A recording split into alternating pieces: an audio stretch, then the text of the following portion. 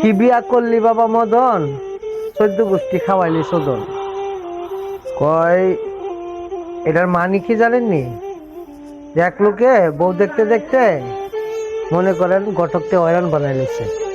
তো ঘটক লাগ কইরা তার এক ছেলেরে মেয়ে সাজায়া দেখাইছে। দেখানোর পরে তার তো পছন্দ হয়েছে, হওয়ার পরে এটা বিয়া করছে। বিয়া করার পরে যখন বাসর রাত করতে গেছে না, তখন তাও ছেলে সেও ছেলে, এক ছেলেরে দিছে কাম করিয়া। দেওয়ার পরে পরের দিন সকালে উঠে কেমনে করবো যে বউ আমারে কাম করে দিছে, মানে খুব দ্রুত বিষয় টিসা লইয়া 1 সপ্তাহের ভিতরে মনে করেন প্রবাসে আইসা বসছে। আইসা আর বাড়িতে খবর টবর নেয় না।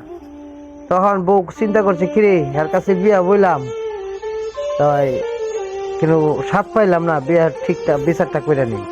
বিয়া কইতাছে আম্মা তাই ওই রুজিনারে দেন না, আমার লগে থাকতো। হ্যাঁ ননদরা আর কি দিছে। পরে ননদের দিছে কাম কইরা, তো ননদ শর্মে কয়তারে নাই। পরের দিন কই কি মা আমি যাইতাম না, তুই যা। তো গিয়ে কইছে আমা ও ইয়া রুজিনা যেত যাইতো না, তো আমনি আয়েন। তো হ্যার মা গেছে গেছে পরে দিছে হ্যার মারে ফোন দেয়া।